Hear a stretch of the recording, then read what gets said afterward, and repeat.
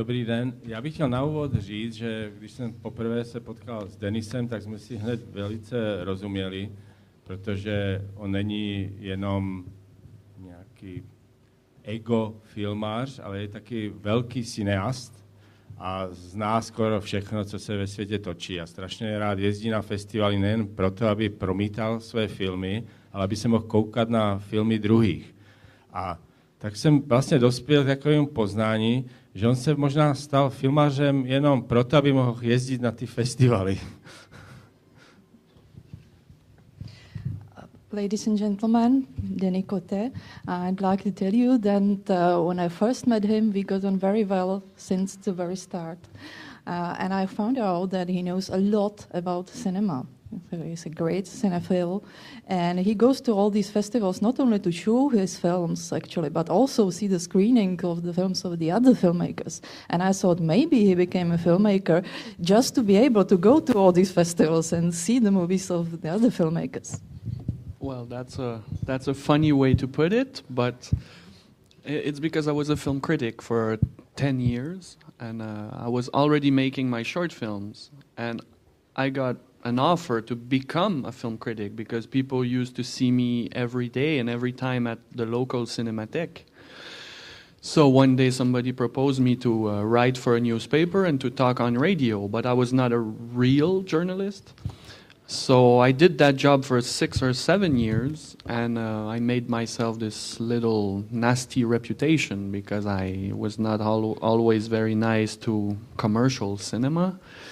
So I was really that cinematheque rat, you could call. In French, you say rat de cinémathèque, so it's cinematheque rat, meaning that you're always there.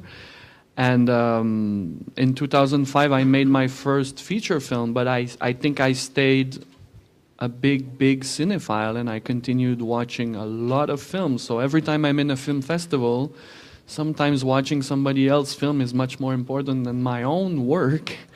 So it really happened a few times that I missed my own Q&As to be at somebody else's screening, because somehow I'm still a journalist, I still meet the journalists and we talk about films, and when we talk about my own work I get all like, oh okay, but it's like I prefer everybody else's work.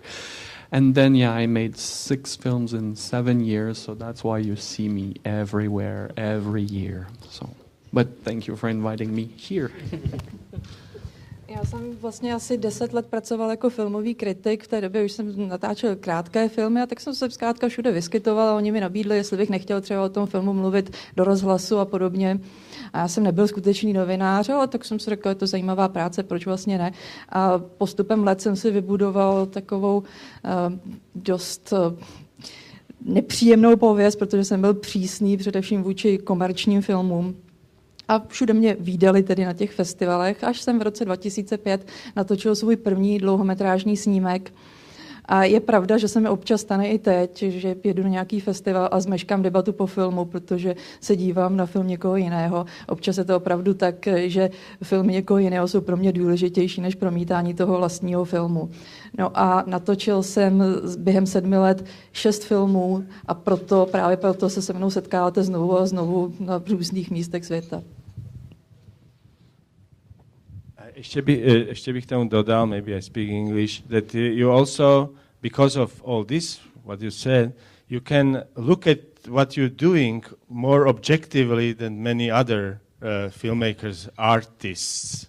Let's say I like the business side of things. Maybe I shouldn't. Some filmmakers, they really don't care about the business, the distribution, the film festival organizations, and I will have a drink with you and I will ask, what is the budget of your event, or why that many films, and what do you think about Czech cinema? And it's really a deformation of when I was a journalist and I'm asking all these questions.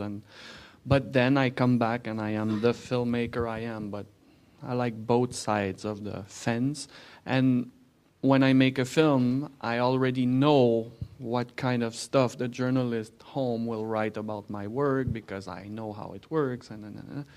So yeah, it's okay. It's like a weapon I have because I know the industry. Otázka zněla, že je docela dobře možné, pan režisér je objektivnější právě díky té své zkušenosti novinářské s tím filmem. A ano, je to skutečně asi tak, respektive zajímá mě i to filmové pozadí, protože někteří filmaři se zajímají jenom o to, jak natočí svůj film, ale já se zajímám o distribuci, o tom, jak se ten festival organizuje. Když se sejdeme tady s panem programovým ředitelem, tak se optám, jaký je rozpočet a co si myslí o českém filmu a tak dále. Zajímají mě všechny tyhle okolnosti kolem toho. A také si už dopředu dovedu představit, co například novináři napíší o mém filmu, protože tak nějak vím, jak postupují a jaké ty kritiky asi budou. Is there something like the so-called festival movies, art movies? Are there already something like a specific genre? It would be sad to say yes, but you know, sometimes I look at myself and you look at yourself in the mirror and you say, my films, are they film festival films? Does such a category exist? I can ask you the question too. You see a film and you're like, oh, the only place I can see a film like that is in a film festival. Is that good? Is that bad? If it's good, it means commercial cinemas are not showing that kind of cinema anymore, and it's a sad thing, so you must go to a film festival to see a film like that. If it's bad, it's because you feel that the author is only making films for himself, and he's gonna be popular in some kind of festivals, and it's becoming more like a caricature or a cliche of a film festival film. So there's both sides, and sometimes when I feel depressed, I think I'm only this film festival guy, and my films are not being sold to any countries or whatever. And when I feel good, I'm like, oh wow, my new film made 75 festivals, and you think you are successful. So it really depends day to day what you think about the film festival world. Are they necessary, or are they just there to help the people who don't sell their films to countries or territories, you know? So it really depends on your opinion of the festival world. I would like to ask you the same question, you know? Otázka zněla, zda existuje takový žánr jako festivalový film. Odpověď byla, že to záleží na úhlu pohledu. Někdo to vidí jako, že je to dobrá věc nebo špatná věc. Svým způsobem ano, moje filmy jsou filmy, které se promítají na festivalech. Ovšem ten, který si řekne, že je to dobře, tak to vidí tak, že zkrátka tyto filmy by se nedostaly do komerčního kina a tím pádem musí tedy na ten festival, když je chce vidět, ale alespoň je může vidět tam. Ten, který si myslí, že je to špatně, tak může vidět jako filmy, kteří si tvůrci točí sami pro sebe a vlastně se stávají takovou karikaturou filmaři, kteří jenom objíždějí jeden festival za druhým a tam si zkrátka něco pouštějí, co zajímá úzkou skupinu lidí. A já sám někdy mám pocit, když nemám zrovna dobrou náladu, tak mi připadá, a moje filmy se vlastně neprodávají do jiných zemí, promítají se jen na festivalech. A když mám dobrou náladu, tak si říkám, to je paráda, ten film se dostal na 75 filmových festivalů. Čili záleží to na úhlu pohledu, zde vidíme ty festivaly jako nutné, že je potřebujeme, nebo jako zbytečné. Prosím, nějaké otázky? Radim Valek, dobrý den.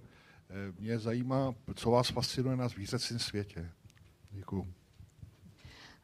What is your fascination with the world of animals?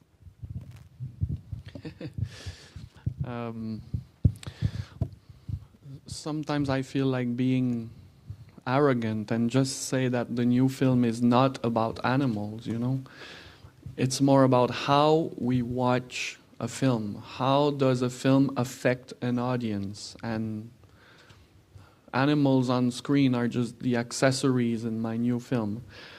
But that would be a too arrogant answer. But I think Bestiaire is probably a reaction of all those films over the years trying to humanize the animals, and I get really nervous when I see a duck or a monkey or a snake being human. They always are like us. They have the same emotions, same everything. And I think my film is a reaction to that, and I ask myself the question, can animals be only used for aesthetical power, mystical power, and not for psychological way to help people to think about the world. So that's why the film is so free, so open, and so contemplative. I asked the viewer to project himself into the film, and that's why some people are totally hypnotized by the film, and they think and they think and they think for 72 minutes, while some other people are really not connecting at all with what's happening on the screen. So I really think it's a film about the relationship between film and audience, and somehow animals are just accessories in the film. Já mám někdy chuť odpovědět a pak mi ta odpověď připadá taková trošku arrogantní. Mám chuť říct, že ten film vlastně není vůbec o zvířatech, ale je o tom, jak vnímáme film, jak se diváci dívají na film. A zdá se mi, že ten bestiář je vlastně takovým výsledkem toho, jak jsem celá léta sledoval filmy o poličtěných zvířátkách a mě to trošku děsí, trošku mě to znervózně, když vidím nějakou opičku nebo hada a oni mají všechny ty lidské vlastnosti a lidské pocity. Já jsem chtěla natočit úplně jiný film.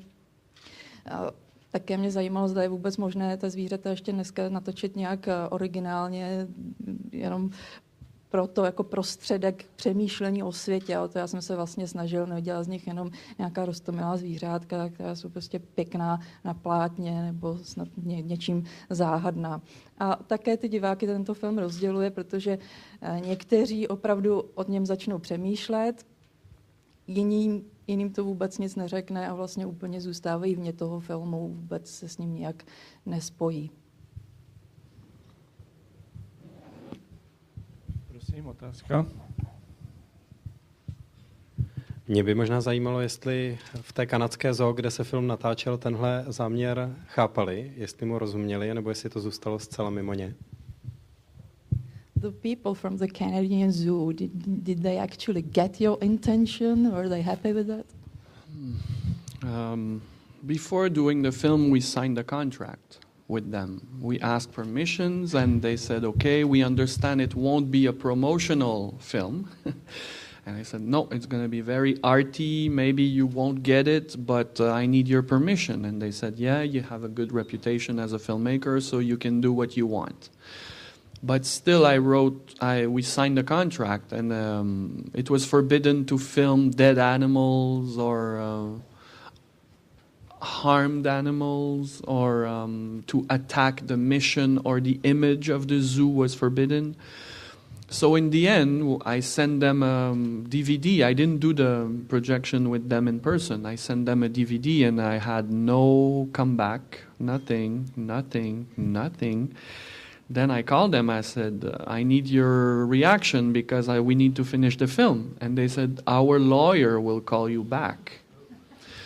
But that lawyer was very nice. I don't want to say there was any conflict. He was very, very nice, and he started asking multiple questions about my intentions. And he just said, who wants to watch a film like that? And I said, don't worry, there is film festivals. And he asked many questions if I was trying to attack the zoo. And I said, no, I'm sorry, it's a bit dark. The film is a bit dark, but it's not an anti-zoo film. I'm not a militant, and I'm not trying to save the animals and to demonize zoos. He said, okay. But can you admit that there's something a little Gestapo going on in your film? And he really used the word Gestapo. And I said, wow, Gestapo. And he was laughing. He was not... And he said, you know that if Brigitte Bardot would see a film like that, it would totally excite her because she's militating for animals. I say, yeah, maybe. But the film is more about aesthetic and creating a universe. Maybe it's a too dark universe for you. And in the end, we got this email and an official letter saying, we give you permission to show the film. Okay, thank you. And then we invited the zoo people at the big premiere in Montreal. There was 800 people, and 2 people from the zoo came to the premiere. So we don't have a conflict, but I don't think they see the point of making such a film. My jsme na začátku museli podepsat smlouvu s těmi lidmi ze zoo a hned na začátku jsem jim tedy vysvětlil, o co se mi jedná, že to bude film umělecký, že nechci dělat reklamu na zoo. A oni si vymínili jasné podmínky, řekli, že tam nesmí být žádná mrtvá zvířata nebo nějak raněná zvířata, že bych neměl nějak poškodit pověst té jejich zoo a tak dále. No a když jsem měl teda skončenou hrubou verzi, tak jsem jim poslal DVD a čekal jsem na nějakou reakci, nicméně nikdo se mi neozval. Pak už jsem mi musel zavolat sám, říkal jsem, měli byste se k tomu nějak vyjádřit, protože potřebuji ten film dokončit. A oni řekli, že mi zavolá jejich právník. Právník se ozval, byl velice milý, ale ptal se na spoustu věcí a zejména ho teda zajímalo, proč jsem ten film vlastně točil a pro koho. Ptal se, kdo na něj vlastně přijde. Já jsem říkal, nebojte se, bude se promítat na festivalech, on si své diváky najde. No a potom jsem mě ptal, jak jsem to vlastně myslel, jestli jsem nějak zaměřen proti zoologickým zahradám, doslova použil slovo gestapo, že mu to připomíná filmy o gestapu. A potom řekl, že taková Bridget Bardotová by z toho měla jistě velkou radost, protože ta se snaží ochraňovat zvířátka, nelíbí se jí ty zoologické zahrady a tak dále. A já jsem říkal, že já jsem to tak ale vůbec nemyslel, že nejsem nějak zaměřený proti těm zoologickým zahradám, že to nebyl žádný pamflet, že mi šlo o něco úplně jiného. A nakonec jsem tady o té zoologické zahrady dostal povolení. Nicméně, když jsem je pozval na premiéru do Montrealu, kde bylo 800 diváků, tak přišli jenom 2 lidé z té zoo. Čili myslím si, že nejsou s tím příliš spokojení, nicméně povolili mi, abych film promítal.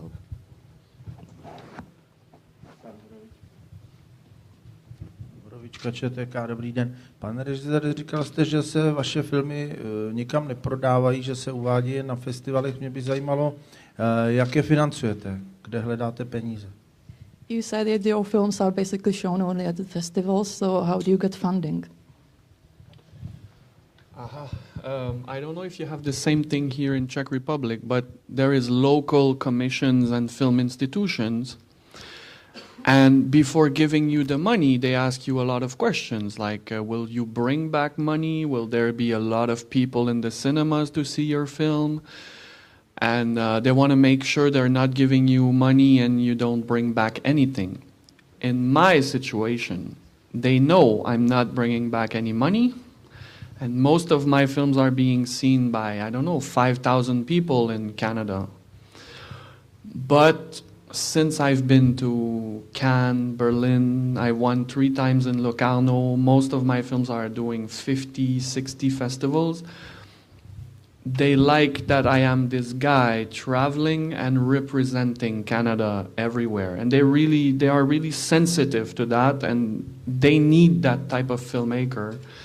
And I'm sure you have the same situation here. Some filmmakers are not popular, but they win awards and they have this good reputation as art filmmakers. So that's how they support me. They say, oh, this guy's going to make a feature film with $30,000 and he's going to travel everywhere. And that is exactly the case with Bestiaire. The film was in Berlin and Sundance. Historically, I don't know any Canadian filmmaker who did these 2 festivals with a new film.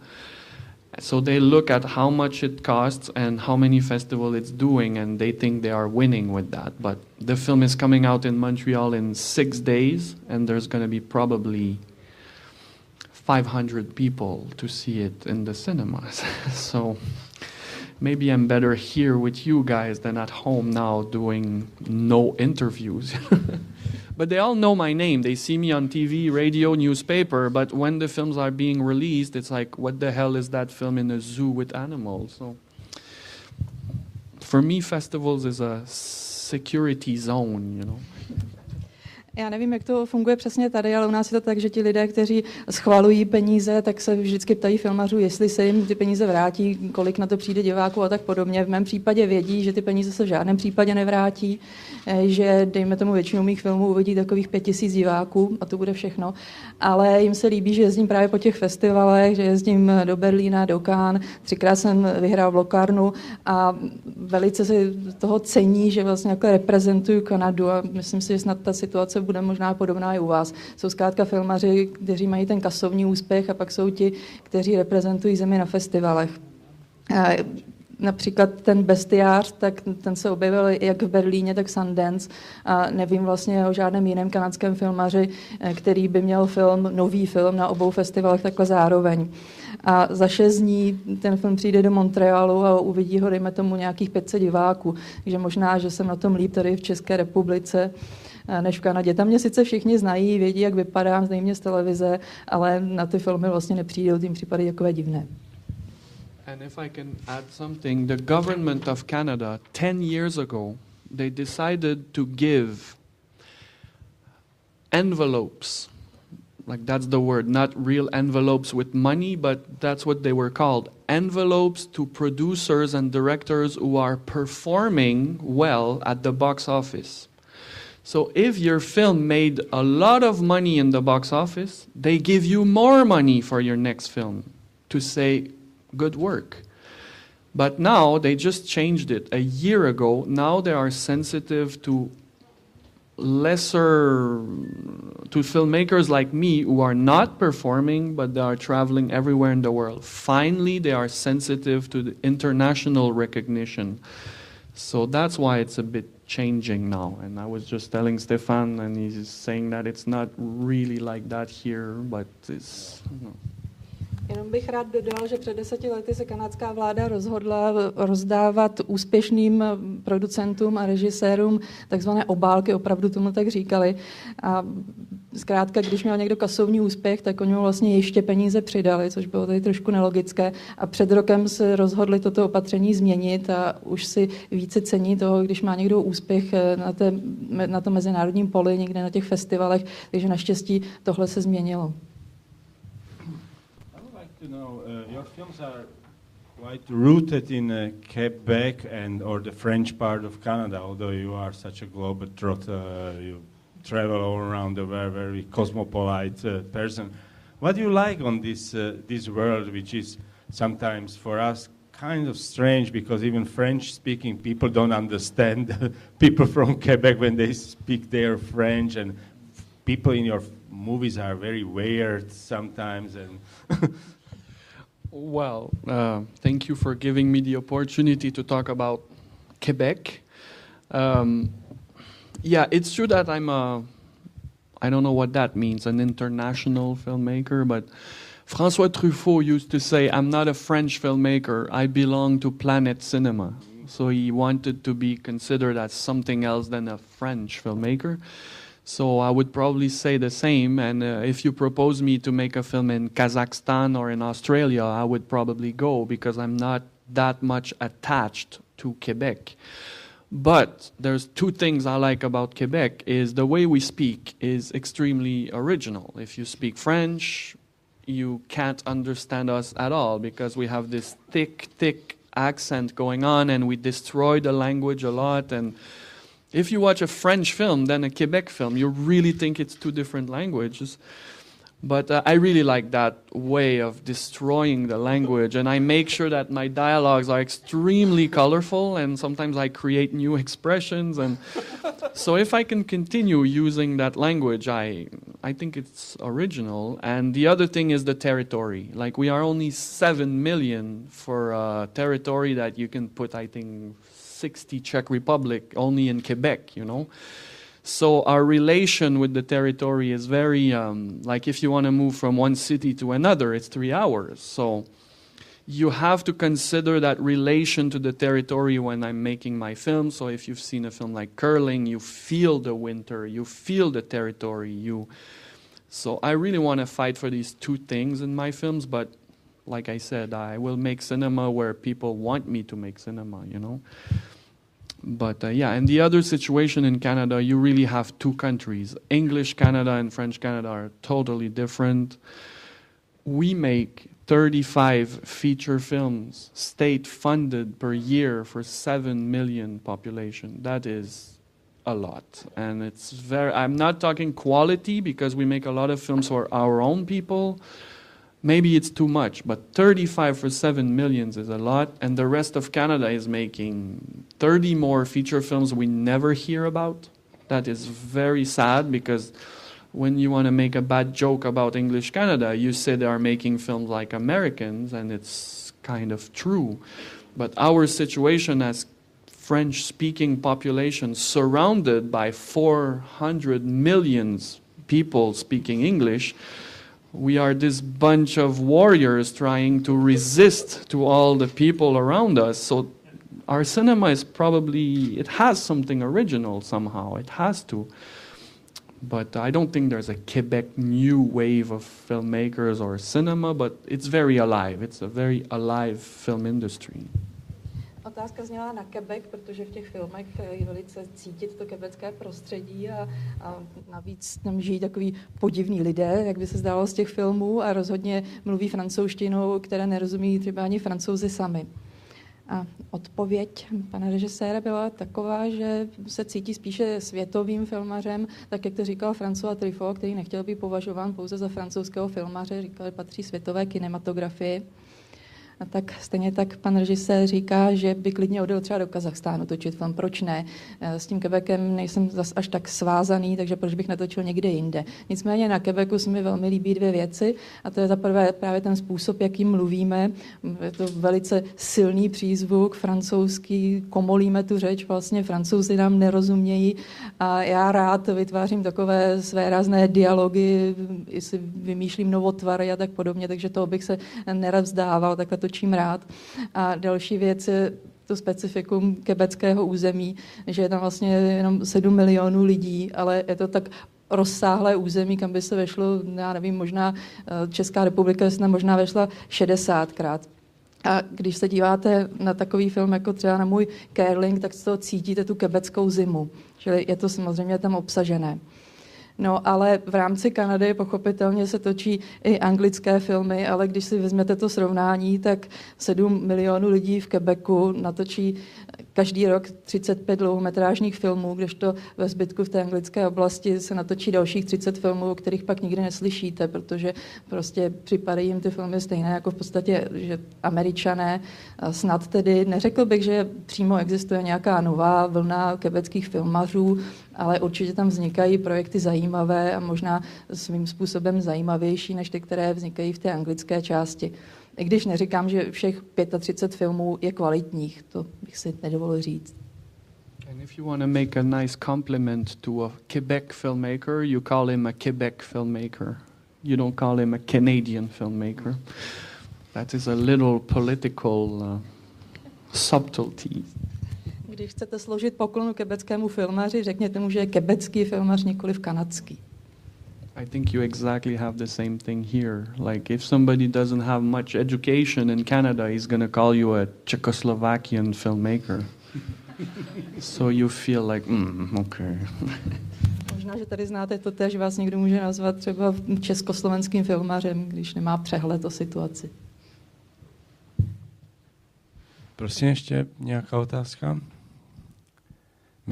Maybe for the end, why it's necessary to make such films for really very little audience? Why it's necessary to have a kind of the other wing to the whole enterprise cinema? And I think I've always been reacting to entertainment. Like if I'm 38 years old and I started being a film critic when I was 18 and I was a bit like juvenile, I wanted to react to Hollywood cinema. So I'm getting older and older and I cannot get into entertainment cinema still. I want to ask questions to cinematic language. So every time I start a new project, I'm always asking myself, how can you take the audience outside its comfort zone? How can you still do it? It's not by filming sex or violence. We did everything, you know. What's left? For me, it's narrative propositions. And how can you make a film with documentary and fiction clashing together? I think there's still some interesting possibilities over that question, so I'm still doing it. Bestia, when I started it, I said to my team, it won't be a documentary and it won't be a fiction. What is it? So finally we call it an essay film. So I'm always obsessed by these questions, but just telling a good, normal story with clear emotion and a clear way to tell a story, it's like I'm not excited by that. I'm excited how to provoke cinematic language. So of course in the end some people say I make experimental cinema, it ends up only in film festivals. But as long as you can live with that and of course make a little money making that and you're happy, I can have a whole career of 50 years making films like that. I'm not dreaming of Hollywood and I'm not dreaming of Juliette Binoche, you know. Otázka zněla, proč tedy je vlastně nutné točit takové filmy jenom pro festivalové diváky. Odpověď zní, já jsem začala pracovat jako filmový kritik, když mi bylo 18 let, dnes je mi 38 a tehdy to byla samozřejmě taková reakce na ty hollywoodské filmy, které se mi příliš nelíbily. Ale dodnes vlastně nemám kladný vztah k tomu zábavnímu průmyslu, mě ty filmy zkrátka příliš nebaví, já se spíš snažím diváka nějak vyprovokovat. Ale jak toho docílit? Násilí i sex, tu všechno už tady bylo. Mě spíš tady zajímá ten filmový jazyk, jak se vyjádřit pomocí filmu, jak vyjádřit emoce, aby tam byl nějaký příběh.